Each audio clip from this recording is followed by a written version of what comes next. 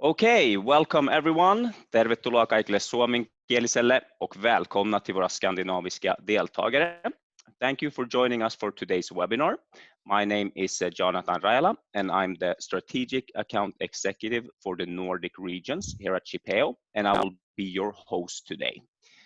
Just a little bit of housekeeping before we get started. All you participants are on mute, and if you have any questions during the presentation, please type them into the question box in your Zoom control panel. It's marked with a Q&A, and I will then bring them up in the end of the presentation. So today we are going to talk about creating a competitive advantage with a resilient and transparent supply chain. Before going through the agenda for today's webinar, I wanted to introduce our presenters for today. Our first presenter is Ossi Tiainen, Vice President at NGP Capital, where he focuses on investment opportunities around enterprise software and smart logistics. Previously, Ossi worked in strategic consulting, advising enterprises and private equity investors on topics including portfolio strategy, business planning, supply chain optimization, and commercial due diligence. Welcome, Ossi. Our second presenter for today is Dennis van Bodegom, Director of Northern Europe at Chipeo.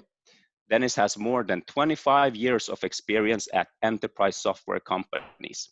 And previous to joining Chipeo, he was the Global Accounts Director at Infor, where he successfully helped international companies accelerate their digital transformation. Welcome, Dennis. To start off with a little bit of quick background and context to today's webinar, NGP Capital is backing Chipeo since 2019 when they invested in the company. NGP and Chipeo are active in the supply chain industry from two quite different perspectives, and this is why we found it interesting to join forces for today's webinar. And before handing it over to the presenters, let's quickly walk through the agenda for today. So during this webinar, we will discuss and learn about first, how technology is transforming the supply chain and why supply chain companies are attracting venture investments. We will then see how to address the fragmentation and transparency issues and create a resilient supply chain. Finally, we will look at some real-life cases to see how Faurecia, a global automotive supplier, and Leroy Merlin, an international do-it-yourself retailer, are relying on real-time and predictive supply chain visibility to become more competitive. That is all for me for now. So Ossi, it is over to you. All right, thanks, Jonathan. So welcome everyone, also on my behalf to the webinar. So my name is Ossi Tiainen. I will be talking about how technology is transforming logistics and supply chain from the vantage point of a growth stage venture capital investor. So as we've been observing at NGP, technology and entrepreneurship really come in waves. And we, backed by Nokia actually as our limited partner, have been investing in mobility, logistics, and supply chain already for the past 5 years. In the early 2010s, we saw companies such as Uber and DoorDash transform the consumer mobility and delivery space. But recently, during the past 2 to 3 years, logistics and supply chain tech has been getting increasing levels of activity as entrepreneurs have been solving key problems in the industry. With the ongoing COVID crisis, of course, supply chains are facing unprecedented disruptions, and shippers are questioning their current setups and thinking about how to introduce more resilience in the supply chain. So these will be topics that we'll be covering. So firstly, we'll cover some industry challenges from an investor perspective. Then secondly, we'll cover some transformation forces and trends that are happening in the industry. And thirdly, we'll discuss what type of disruption we're seeing in terms of new business models and technologies. So if you go to the next slide, we've observed several different challenges in the logistics and supply chain industry, and this is really what attracts an investor's interest. So firstly, shortage of workforce. the logistics and supply chain industry accounts for a large share of employment. So for instance, in Europe, you have 3.2 million truck drivers. In the US, even more, so far around 5 million. There's a big driver shortage already now, and we expect that this will worsen over time. So around 20% shortage we're observing right now in Europe. And for instance, in Germany, the average age of drivers is around 47. So we expect a lot of people going to retirement in the years to come. Then secondly, fragmentation and complexity. Supply chains are very complex with global footprints, a vast amount of modalities and variety of goods transported. And this really shows in the fragmentation of the industry. So for instance, in Europe, we have around 600,000 trucking companies, and the industry has really not been able to consolidate largely because of this complexity, as well as lacking economies of scale. Then thirdly, lack of transparency is largely a reason coming from fragmentation and complexity. So what's quite interesting is that although as a consumer you can track 20 euro food deliveries on a minute-by-minute basis, it's really difficult in the logistics industry to get accurate ETAs for goods that are worth even hundreds of thousands or millions of euros. So there's several key reasons for that. Low standardization of software and systems means that it's really difficult to get data across the end-to-end supply chain. And for example, in Europe, there are more than 400 telematics and GPS providers. Adding to the issue is subcontracting, and this is particularly an issue we face in Europe. So there are multiple layers of subcontracting as well as complex contractual relationships, which causes that the driver transporting the goods is quite detached from the end customers, and the information is not flowing through efficiently. Fourth, cost pressure. So it's quite difficult to optimize capacity in the industry. The industry is still very labor intensive, and there's obviously only emerging technology adoption, although we have seen a lot of change in that in the recent years. So then moving on to some of the key trends that we're seeing. So we broke this down into a couple of key macro trends as well as then a couple of technology trends. So firstly, e-commerce and growing customer expectations. So this is really pushing companies to improve customer service and provide higher quality at a lower cost. Secondly, we see shifting work patterns. So on-demand work, which was made common by companies like Uber, that means that employees are working more flexible work hours, and at the same time it eases the flexibility for companies and allows for better capacity utilization. And on the back of this trend, we've really seen the emergence of freight marketplaces and digital freight forwarders such as Instafreight. Number three, they're multi-tenant SaaS. So actually, what we've seen in the industry is that supply chain software is typically deployed on-premise with quite heavy customizations. And although this is great from the perspective that it allows customers to have exactly what they need, it also causes several issues such as expensive upgrades and lack of standard interfaces. So multi-tenant SaaS software really means that the same code base is used across different customers. And the benefit that this brings is that software development is no longer an investment for the individual shipper or 3PL, but the companies can benefit from the product development coming from the SaaS companies. And the SaaS companies providing the software are really growing together with the customers. Also, what SaaS enables is better access and utilization of data, because SaaS software is typically built on top of cloud, and that allows for much easier use of the data that gets accumulated across the supply chain.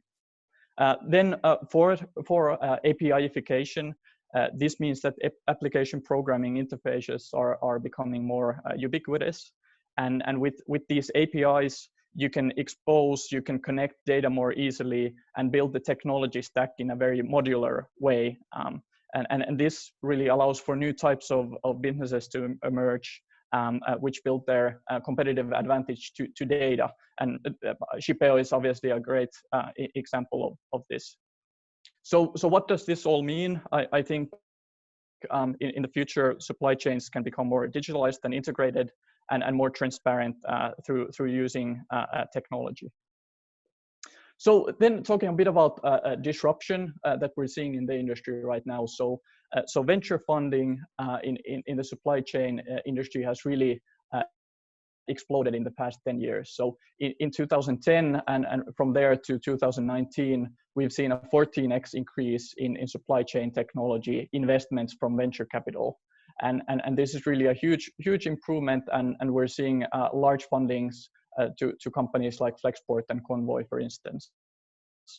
If you go to the next slide, we see a new new generation of tech-enabled companies really emerging. And these companies have the advantage that they're starting from a blank slate. They're building the products on latest technologies and latest deployment models. So firstly, technology enablers. IoT and sensing companies really provide the data that's needed for optimizing supply chain. Autonomous trucking and robotics companies are addressing the labor intensity in the industry.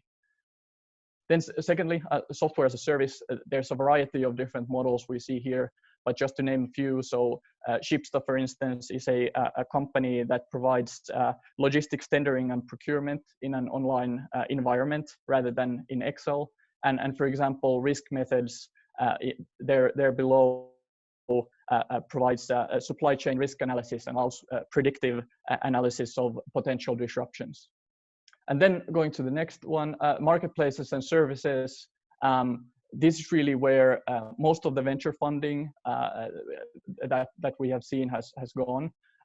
So here you have, for instance, digital freight forwarders, which are basically building virtual fleets out of connecting with individual small fleets or individual carriers, and offering that as a service to shippers or 3PLs at a lower cost and better quality than before. And I think last mile delivery is also quite interesting. And this is where AI and machine learning really benefits companies, as they can better optimize the complex routes that are taking place. So if you go to the next slide, NGP has obviously invested in the space quite a lot. So in addition to Shipeo, that we'll discuss soon, we have invested in companies like Next Trucking, which is a digital freight forwarder focusing on rage and based in the US. And for example, Scandit, which is a mobile data capture company. So they are basically using computer vision software for logistics companies in order to scan barcodes and text with low-cost mobile phones or other cameras without the need for investing in specialized hardware scanners. So next, I'd like to introduce a quick poll to everyone. So in your opinion, which supply chain technologies will play a key role post-COVID-19? So the options are TMS, visibility, warehouse management systems, sales and operation planning, and other. So please put in your votes in the next few seconds, and we'll soon see the results and what you think.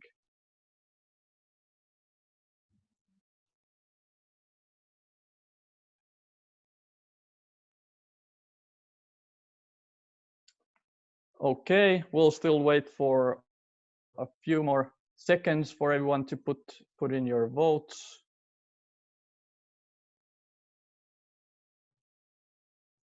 All right, should we look at the results now?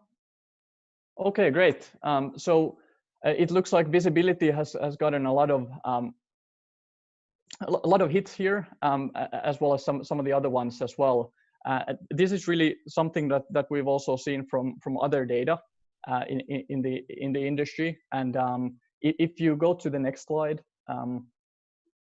we actually gathered some data from Gartner, and in 2018, the adoption status for supply chain applications is on the left side. So you basically see how these different applications have been adopted in organizations, and in the dark green you see the deployment numbers. So basically the adoption has been around 20 to 50%. However, a lot of the companies have been implementing those solutions already at the time. And if you show the next chart, so in 2019, so still pre-COVID, the top 3 most important funded supply chain initiatives, again according to Gartner. So visibility ranked here on the top, and this really kind of shows also in your poll that we saw just now. So this is really an increasing interest towards visibility, and this happened already pre-COVID, and now of course it will be interesting to see how this will now develop post-COVID. So maybe to finish, I'd like to highlight a few key reasons of why we invested in Shipeo. As mentioned, we led a funding round together with ETF partners Partech and BPI France end of last year. So that was a 22 million funding round.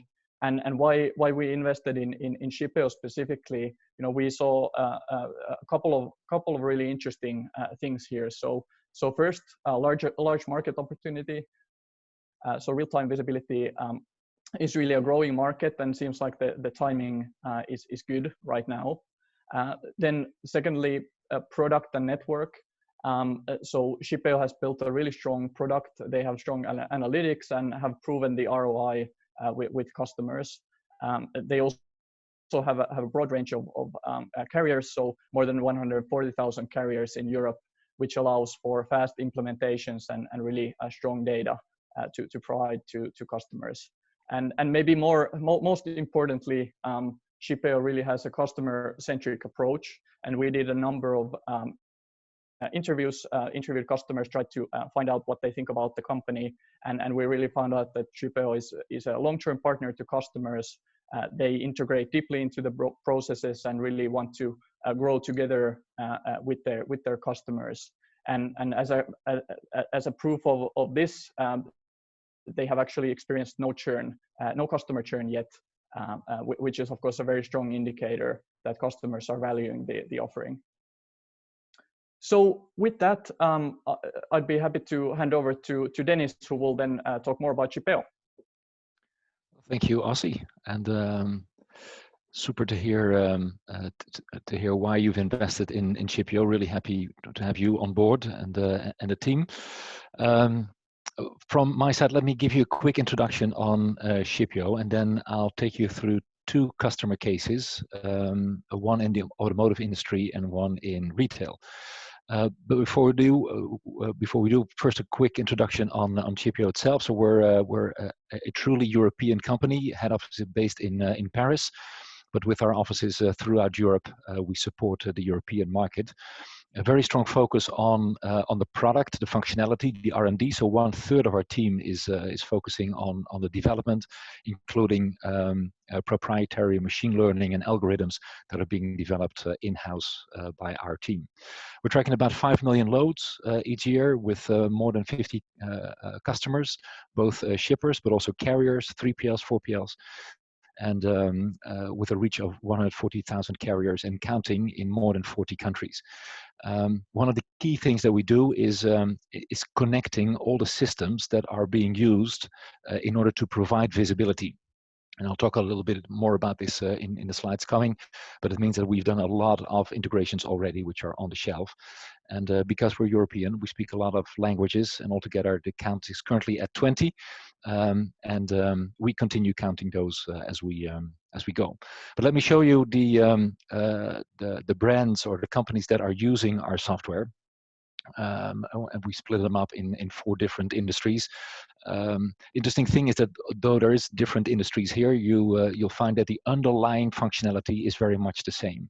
But our knowledge and expertise for these markets, especially when it comes to integrations, the systems that we find, is something that we carry with us in our deployment teams.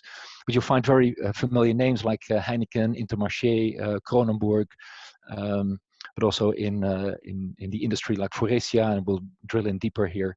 But also Sappi as one of the pulp and paper companies in Europe, but also outside of that, and in the building material market, and 3 and 4PLs. So what they have in common, we see in this slide, where you see that there is different modes and different ways of visibility that we provide. So typically it starts on the full truckload tracking, which is very often and has been the starting point of the market about 6 years ago, but the market has moved ahead and moved along, where we like to take the lead, especially in the less than a truckload and the complex tracking of goods, of SSCCs, barcodes, through the value chain, through the supply chain, which means lots of integrations and making sure that you get updates from your warehouse, but also from your port terminals and your containers, also for your parcels. So the way that we do this is shown in the next slide, where the details of the 4 steps that we go through. So typically where we start is we connect the different data sources. So we start with the shipper, where we get the order information, and we share this with the carrier. And once the carrier receives the information, he can do the planning and say, well, this is the truck that's or the asset that's going to use the execute the order, and we get the information back in a way that is most convenient for all the participants in the supply chain, which means proper, deep, solid, sophisticated integrations, which are typically real-time and bi-directional wherever possible. And then we track the asset, the truck or the vessel or what's ever being used with the telematics and the systems that are being used in those assets. So once we have those connections in place, we know what's happening, we see what's happening, and we can start anticipating. So we know from historical data that there might always be a deviation on Wednesdays. There might also always be a long stop on Tuesdays. So once we have the historical data, we can start giving insights on what is the expected time of arrival, combining all the other information, of course, weather, traffic, etc. That is there. There's more than 200 components that are being evaluated to calculate those ETAs. So you see those on a map and in different views on the software, and then we communicate to the different stakeholders. It's typically the shipper, but could also be the recipient, even the carrier, and they all have access to the platform. And thanks to all the data that we gather on where is the truck, where has it been waiting, where are the inefficiencies, where are the hurdles and the waste in the supply chain, you know exactly where you can improve your supply chain using the analysis in the software. Now, taking this into account, these 4 steps, let's take a look at Faurecia to start with. So Faurecia is one of the leading tier 1 automotive suppliers in worldwide. Actually, we know them here in Europe, but as you can see in the picture, they have a strong presence in all the big automotive markets around the world. And they provide both frame platforms for the automotive industry as full seats, including the covers, etc., even personalized. And what they do is that they supply specifically personalized seats and frames to the automotive OEM, which uses those seats into their supply chain. So just-in-time fulfillment is crucially important, and they supply, as you can see, to the different brands on the bottom right. It means that there is a very tight integration with the supply chain of the OEM. In the next slide, you'll see what this means. So there is, so Faurecia is in the middle, they have their tier 2 suppliers providing their components, and then Faurecia supplying to the car OEM. Now, there's a lot of things that can go wrong in this supply chain, because there's a lot of dependencies on the different components and elements that are being provided from tier 3 to tier 2 to the tier 1 being Faurecia and then the OEM. So if you see in the next slide, there's 3 elements really where the challenges are. And the most painful one is a potential line stop. Just imagine that Faurecia would not be able to deliver in time the seeds that are needed for this production line. Aside the very high penalties for Faurecia, it's a huge impact on the for the OEM and the people working at the production line. So this at all cost needs to be prevented. But this means that you need visibility and insights in order to anticipate and proactively inform and take action on what's needed in order to prevent this. Now the other thing is point one, which is the non-anticipated overcost. One of the things that happens is that a carrier may be waiting at a certain location because he can't load or unload, and you may get invoices of things that you never anticipated or expected. So these three key elements need to be addressed in a way that eventually the process can be improved and visibility is given. So those are the 4 steps again that we do. So we connect the different sources on the Foresia side, but also at the OEM side and the carrier. And then we can anticipate what's happening, communicate, and now they are improving. And the savings are very, very significant for Foresia. Just as just to give you an idea of the scope for Foresia, we're talking about 38 plants and 48 carriers, which were onboarded in 7 months, so fully operational in 7 months' time. And today we're tracking 1,600 flows every week in 16 countries, supporting 14 different languages. So talking about a international deployment, this is a beautiful example of what's happening there. And on the right-hand side, you can see what's happening on the for instance, in this case, on the production side of the warehouse, where this is sort of an arrival board, like you know them from the airports, where none of us has been for the past 2 months. But once we get back to the airport, we'll find those arrival boards, which is exactly the same which you see here at the Polish location, where they see exactly which truck is arriving with what materials at what time. Just imagine what the efficiency brings when you have this information at your fingertips. So summarizing, in the we can say that there is a fully pan-European deployment, fully integrated with their daily seating tools and operations. And it was the first real-time tracking for land transportation in the automotive industry when Foresia started. Today, there's a lot of detailed tracking on they see the inefficiencies and they can save their resources, but also optimize the carriers and the lanes that are currently using. But also the dwell time reduction and and avoiding the penalties because of the line stops is one of the key elements that they've been gaining. The good thing about visibility is that it gives you obviously insights on what's happening. We can't prevent things from happening, but we can help you to anticipate on how to best respond to something that will most likely occur very soon. And that's what we do with Foresia. So this is one example. The other example is Leroy Merlin, and Leroy Merlin is one of the leading retailers in Europe. They have a lot of presence, not just in France. Obviously, it's a French company, but they are all around the globe. And here we are working closely together with the different systems that support the process, including integration to OTM, Oracle Transportation Manager, and we provide the visibility here. So with a little bit more detail on the company, you'll find that there is about 100 carriers in their outbound deliveries. So that's the replenishment of the stores, 138 stores that are being replenished in this case. And on the inbound side, there is 80 carriers, which is who are receiving on the warehouse management side. And you can see on the right-hand side the different orders that are coming in. So this is like the same arrival board there and the dashboard. In a little bit more detail, or some KPIs on Foresia, on Leroy Merlin. You can see in the next slide that there is 100 carriers that have been onboarded, where 80% of the carriers are sending their live positions directly, which is a lot of data that's constantly being absorbed and transformed into data and provided on the maps in online visibility. So we're talking about 17,000 transportation orders every month, with a lot of information about the deliveries, 40 daily users, and a lot of logs on the system, plus a lot of connections. So it's the connections with those backend systems that define the quality of the data that's being used. If it's an old creed that says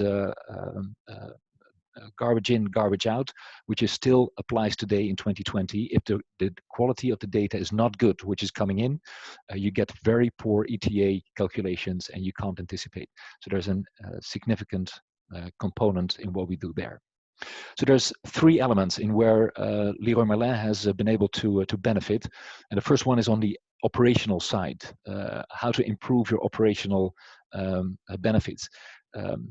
You can't improve what you can't measure, right? So unless you have data and visibility on what's happening on your OTIF, on your on time in full KPIs, the loading and unloading times, the dwell times, etc., how would you otherwise be able to improve those measures, those KPIs, unless you have data about this? The second area would be in the transportation side of the business. As you can imagine, with 138 stores being replenished, people may get anxious about deliveries. So when is the delivery coming in? Will we have it in time? We have a large order placed at our store. Will the truck be in time?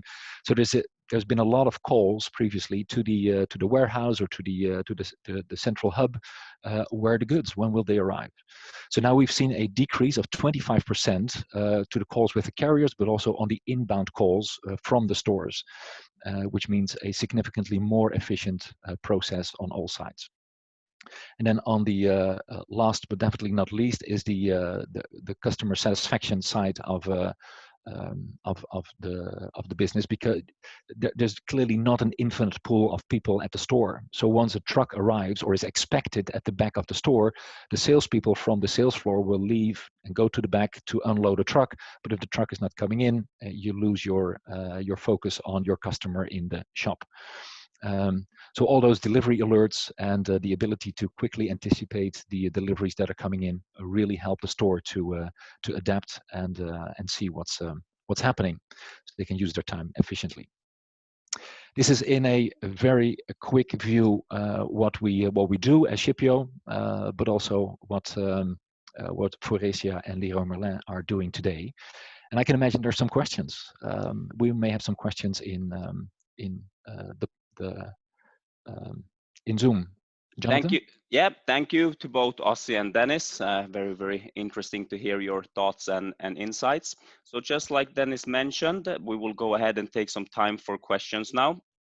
Just a last reminder, if you do have any questions, you still have the chance to submit them. Please use the Q&A tab in your Zoom control panel. We actually have quite a lot of questions already. So I will start bringing them up, and then Dennis and Ossi can give their thoughts on it, and we can try to keep the answers quite brief on the questions, since there is a lot, and then we can try to follow up afterwards if there is the need for it. So the first question, I can just quickly answer all of you who already asked. Both the slides from today's presentation and a recording will be shared with all of you afterwards. So let's move on with the first question. Which supply chain process would you expect to be most important once the COVID crisis has settled down? Dennis, do you want to take the lead on this one? Yes, of course. So which processes would be most important after the COVID, you say? I think what I would expect is that companies have identified inefficiencies in their supply chain during the crisis. And finding those inefficiencies during the crisis, I can imagine that once the dust settles, that they will be looking for answers. Where are those inefficiencies? How could they occur? And I believe that the only way to find those answers is to have the right data. So insights into the day-to-day operations of the supply chain will be a key element to identify the areas that need improvement. So in other words, I would say supply chain visibility, as we saw earlier in the poll, might be one of the expected ways to play a key role post-COVID. And again, that would quite much align actually to the findings in our poll, but also from what Gartner says. So I think, yeah, but I might be biased, but I truly believe that visibility is the key in the first step to understand what's happening in order to apply the medicine at the place where you may need it. Thank you. Ossi, any additional words on the topic? Yeah, well, maybe just a few words. So I think the rigidity of supply chains has really become apparent throughout the crisis. And for example, in the US, there was a huge amount of food waste as a result of restaurant closures, and the food producers were not able to redistribute those goods into other uses. So I think solving the rigidity problem is really one of the key topics for shippers. Oh. Thank you. Ossi, we have a question directed straight to NGP, which is, what would you see coming as the next big thing in transportation technologies? Yeah, so I think there's quite a few things, but I would say that the kind of APIification trend that we've been seeing is really one that we're tracking very closely. So I think one of the key issues we've discovered is that the supply chains are still really fragmented, and it's very difficult to try to connect the different softwares that are in use. So going from the carrier TMSs and the carrier IoT devices to then the shippers TMSs, and also kind of bridging through the whole end-to-end supply chain. That has been really difficult. So I think companies which are able to provide that data, provide end-to-end data, as well as then companies that can utilize AI and machine learning in really optimizing and forecasting demand, as well as then the capacity on the other side. I think those are really interesting. Thank you, Ossi. We have a couple of questions tying to how Shipeo is integrated into ECMR. So Dennis, I will bounce this over to you. So if you could say a couple of words if we are integrated into ECMR, and how in that case. Yeah. Well, ECMR, obviously it varies per country on how far the developments are. In many countries, so the ECMR is obviously the proof of delivery, or the sign off of the delivery by in a transport. We are closely following the developments around ECMR, but it's not not always, or not everywhere, a legal proof of delivery. So sometimes you still need the signed paper CMR. The good thing is that the data that you would typically find on the CMR is also digitally available on the Shipeo platform, because typically all those fields are being recorded by Shipeo. So what has been delivered at what time, by whom, etc., at what location, and all the other details that you typically find there. So there's always a digital reference to your CMR. We maybe, if there's a possibility, we receive the scanned paper version of the CMR onto the platform, and so that's a second option. And the third option is the fully digital CMR, which is one of the developments we follow closely, and we're prepared and ready to absorb, but we can't use it everywhere yet as a legally binding CMR, unfortunately. Thank you, Dennis. We will move on to the next question, which is, how does Shipeo differ from other real-time visibility providers on the market?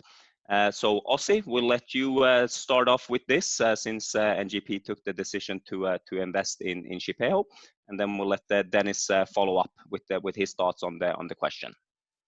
Yeah, sure. So we did quite a lot of work in understanding the market before in investing, and I think there were a couple of really interesting things about Shipeo. So maybe first the data quality, and this is maybe not so apparent from the outside, but what Shipeo does is really they connect with the carrier TMSs, and that allows a superior data quality, which then of course allows for better ETA estimations, and this is really the ETA and accuracy of the ETAs is really what has gotten a lot of praise from customers.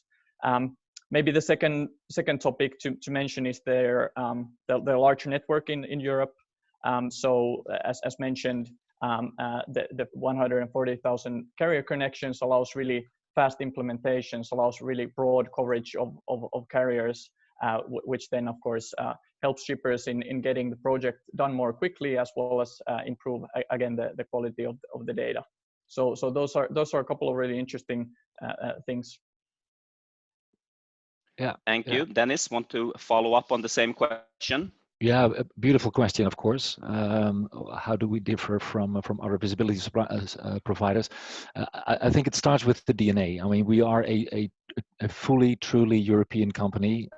We thoroughly understand the dynamic of the market, the regulatory compliance between the countries, GDPR to name one, where we're fully compliant, of course, and then how this works with subcontracting and the habits in LTL, cultural differences, languages, etc. So we believe it takes a European team to address a European market, and which also means that our data is stored in Europe under the data protection laws of Europe, etc.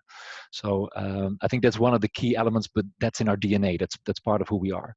And then where we really try to differentiate and where we believe where we have a head start is in the quality of our data, which eventually leads to high quality ETAs. And it basically starts with high quality onboardings. I saw one of the questions actually in the ETA is, or in the Q&A is, do you onboard subcontractors? Yes, we do. And the reason we do is because we want to make sure that we get the ETA as accurate as possible, and we track as many trips as possible. So the high quality data and high quality ETA, and then the product leadership in terms of functional capabilities, including the SSCC tracking, which indeed requires a lot of integrations.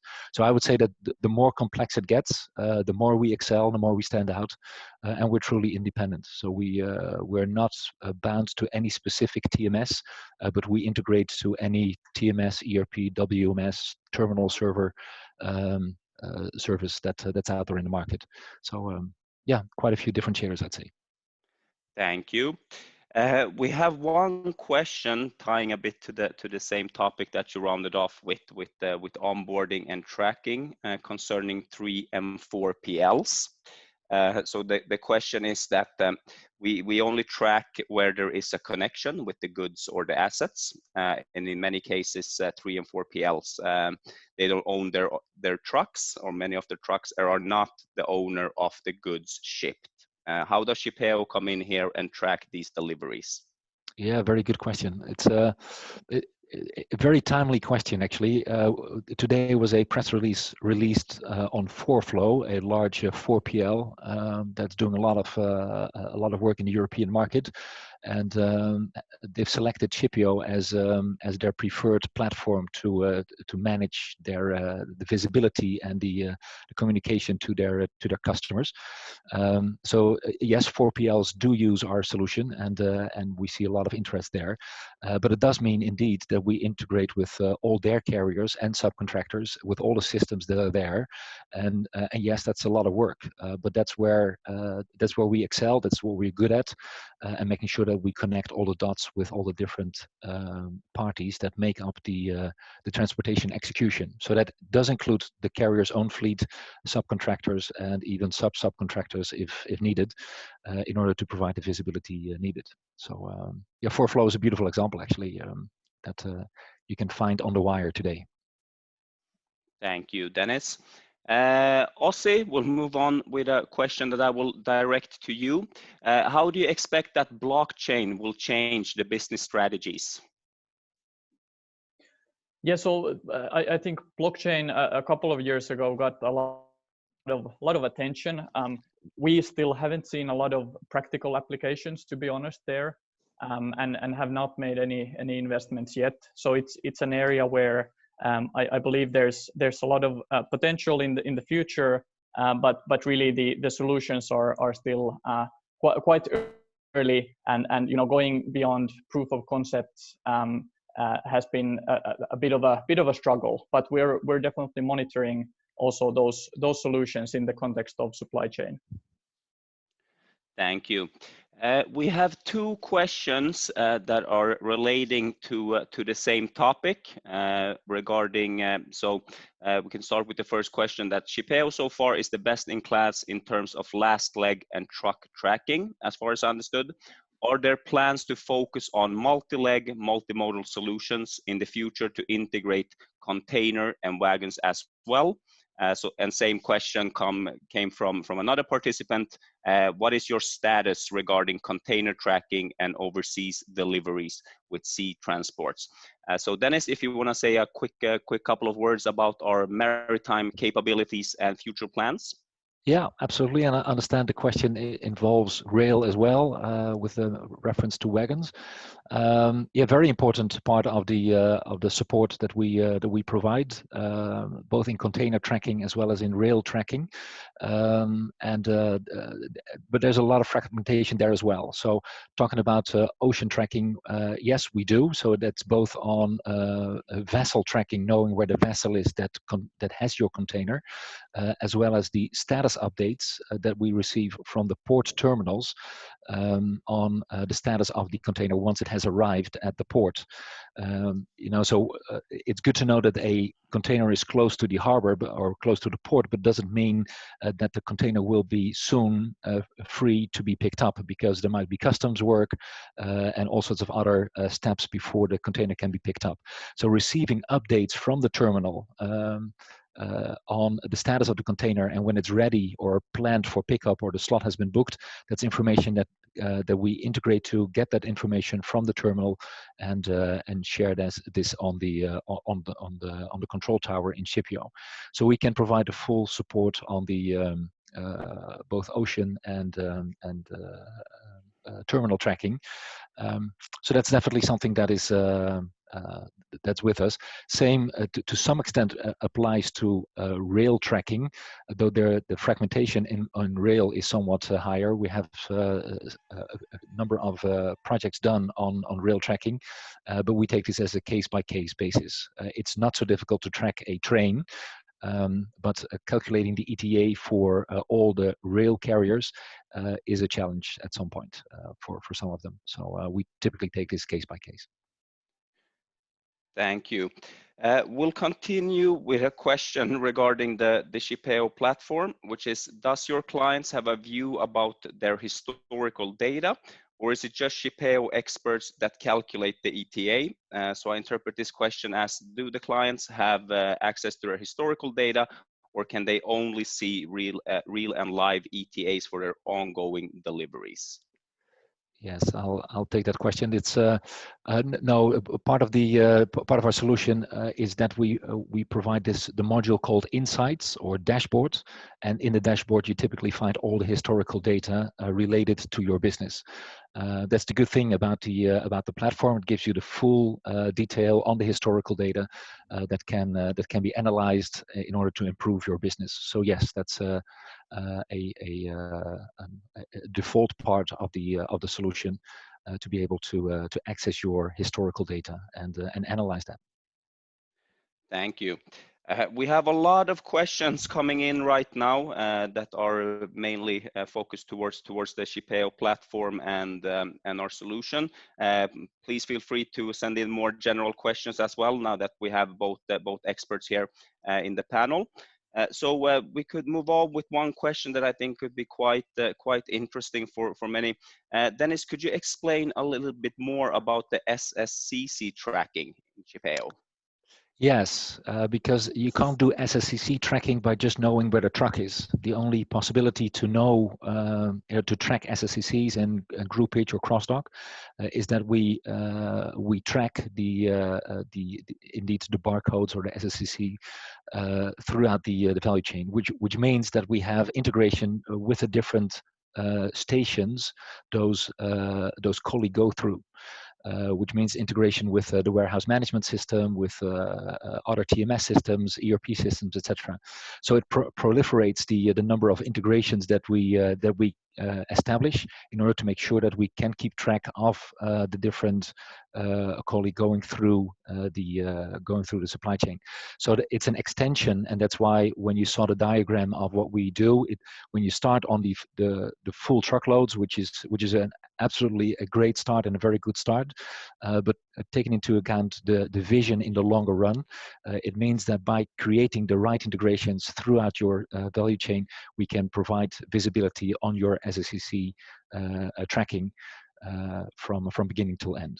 But that means more integrations, and they exceed the typical integration of just a telematics or a TMS system. So we create more advanced and sophisticated integrations throughout the value chain to make that happen. Thank you. We have one question here, which I will direct to you, Ossi. What do you see as the main drivers for the fact that both investments and the focus on supply chain technology have increased so significantly during the last years, as you mentioned in your presentation? Yeah.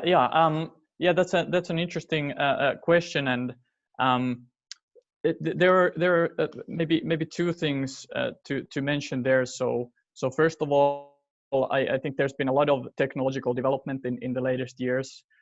So as I mentioned during the presentation as well, cloud, AI, machine learning, and software as a service have really brought new types of opportunities to approach problems in supply chain. So really kind of analyzing first, or maybe first getting in the data, then being able to make sense of that data is really something that we've seen increasing, and companies are trying to benefit from those trends.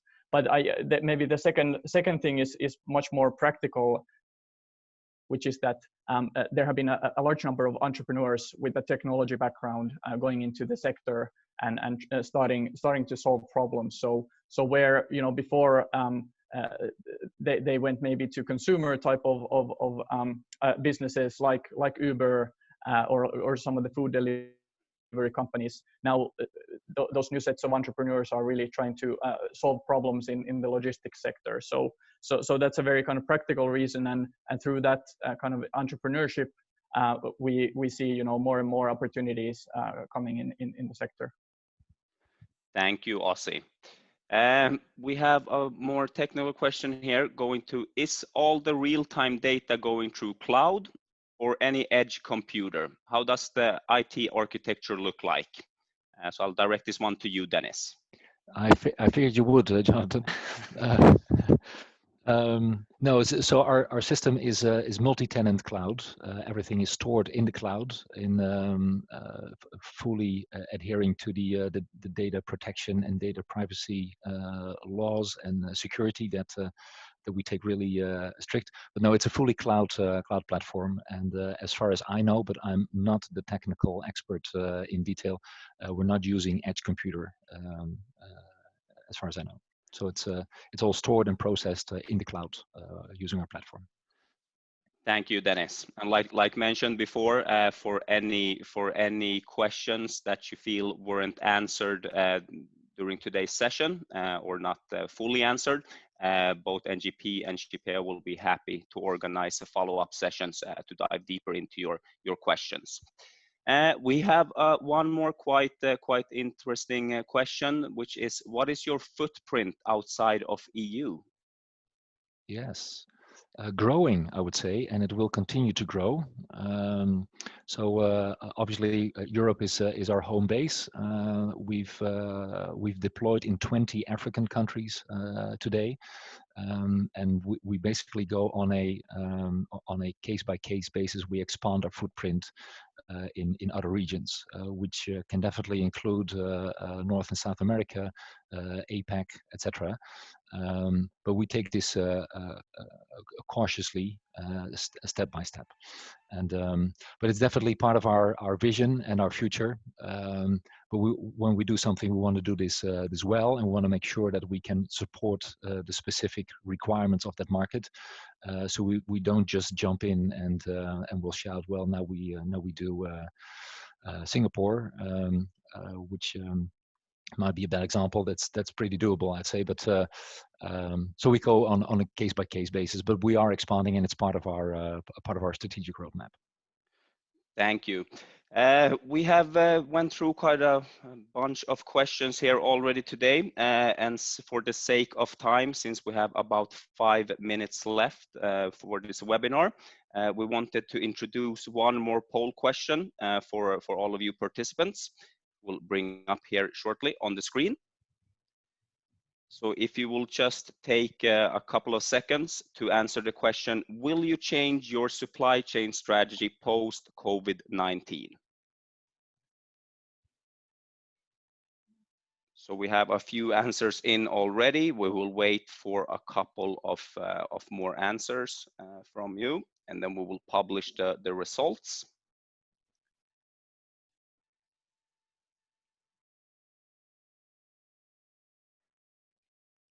I think we can move forward and look at the results for the poll question.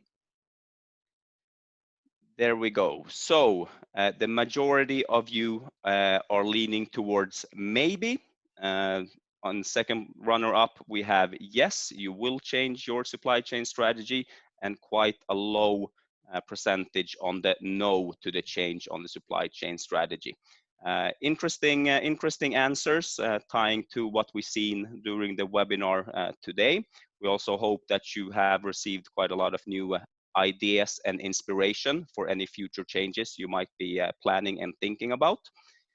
Before we round this off, Dennis, Ossi, would you like to say any last words regarding the results for the poll or in general to our participants? Yeah, maybe I can start. So thank you everyone for participating, and hopefully you found it interesting. I think what we as investors will continue to look at this is really how COVID and what happens thereafter will impact supply chain strategies, and we're really excited to kind of see what the future brings, and what type of new opportunities come from that. Yeah, well, I can only echo that. Really appreciate the people on the webinar today. I hope it was interesting. Really looking forward to getting in touch and follow up in one-to-one conversations if to discuss this further. I must say I'm positively confirmed, not surprised, but good to see the outcome of the polls, where visibility and the changes also in the supply chain are high, scoring high in the ranking. It does confirm that there's a change in the market happening, and supply chain has finally taken this strategic role in the business, which it has been long due to take that role. So great to see, and great to have you joining us today. Great, thank you. So first of all, once again, a big thank you to both Ossi and Dennis for presenting and sharing their ideas and insights during today's webinar. And of course, a big thank you to all of you who participated and listened in to this webinar. Just as a final reminder, you will receive both the recording of today's webinar and the PowerPoint shortly after this session. Don't hesitate to reach out to either NGP or Shipeo. We're always here to support you. And thanks again for joining us today, and everybody stay safe. Thank you.